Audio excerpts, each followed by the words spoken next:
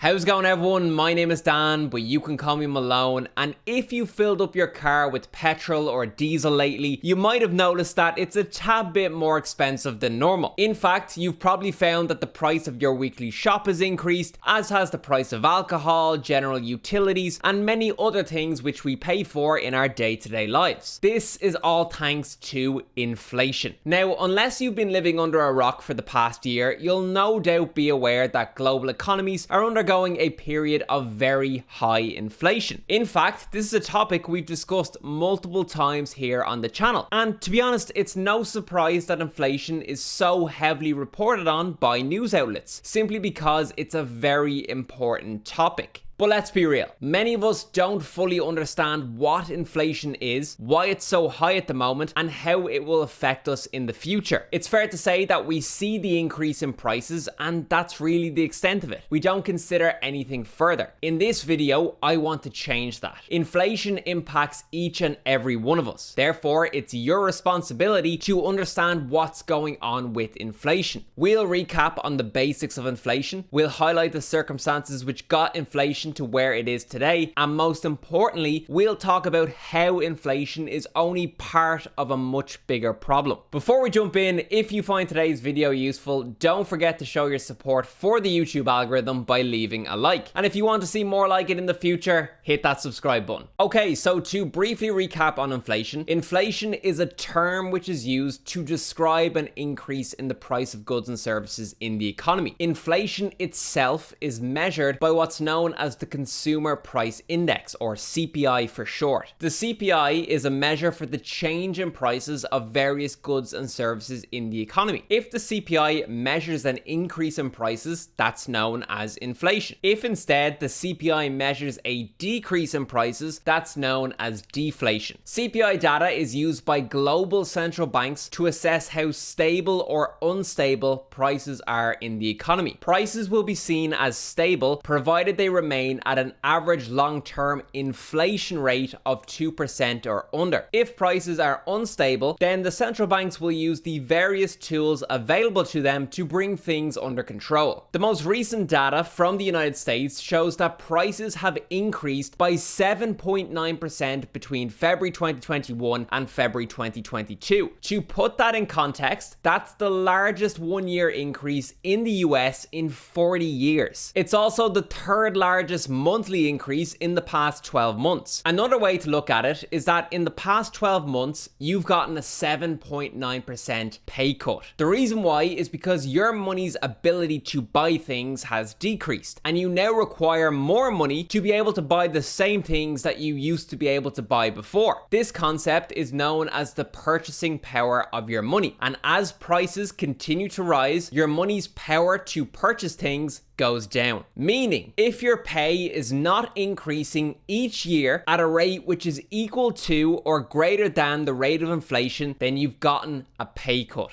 even if your pay remains the same on paper. The reality is that inflation is far worse than 7.9%. That figure of 7.9% accounts for all items in the economy. But if we dig deeper into individual goods and services which households may purchase more often, we can see much higher rates of inflation. For example, the price of energy, which includes gasoline, oil, and utilities, increased by 25.6% between February 2021 and 2022. Specifically, at the time the CPI data was compiled, oil prices had increased by 43.6% in 1 year. Now, here's the crazy part. This data does not take account of the spike in oil prices which we're seeing following the Russian invasion of Ukraine. Meaning, the actual levels of inflation right now in this current moment are far worse than what the report is telling us. Oil prices are heavily influential on overall inflation because oil is everywhere and its price is factored into nearly everything that we buy. Sticking on the topic of the Russian invasion, what you need to realize is that inflation is just one piece of the economic puzzle. In a recent press conference, the European Central Bank said, quote, "The Russia-Ukraine war will have a material impact on economic activity and inflation through higher energy and commodity prices, the disruption of international commerce and weaker confidence, end quote. The last 2 points in that quote are very important. The disruption of international commerce is part of the reason why we were seeing high levels of inflation before the Russia-Ukraine war even started. The pandemic caused massive disruptions to our global supply chain networks, which in turn resulted in a shortage of supply. When there isn't enough supply to match customer demand, this leads to an increase in prices. The European Central Bank are suggesting that the current conflict will cause additional disruptions to global business, which will result in slower economic growth and higher prices. Those two things, in addition to unemployment, are the ingredients to a very dangerous cocktail known as stagflation. Stagflation is the term we use to describe an economic scenario where prices are high, unemployment is high, and economic output is low. It's said to be the worst nightmare of policymakers because it presents a lose-lose situation. Typically, under normal economic circumstances, if inflation is high, central banks will increase interest rates. This makes borrowing money more expensive, which in theory reduces the supply of money in the economy. Less money in the economy means less demand for goods and services, which reduces inflation. The consequence of this is slower economic growth and potentially higher unemployment. Normally that's okay, because to have high inflation in the first place, it's generally believed that you must also have high economic growth and low unemployment. Stagflation is the exception to this rule, because inflation is high even though there's high unemployment and low economic growth. Meaning, if central banks were to increase interest rates to lower inflation, that would only worsen the already bad situation of high unemployment and low economic growth. On the other hand, if they do nothing, then inflation will likely continue to worsen. This presents a lose-lose situation. The last time we saw stagflation was in the 1970s, and worryingly, what caused it was, you guessed it,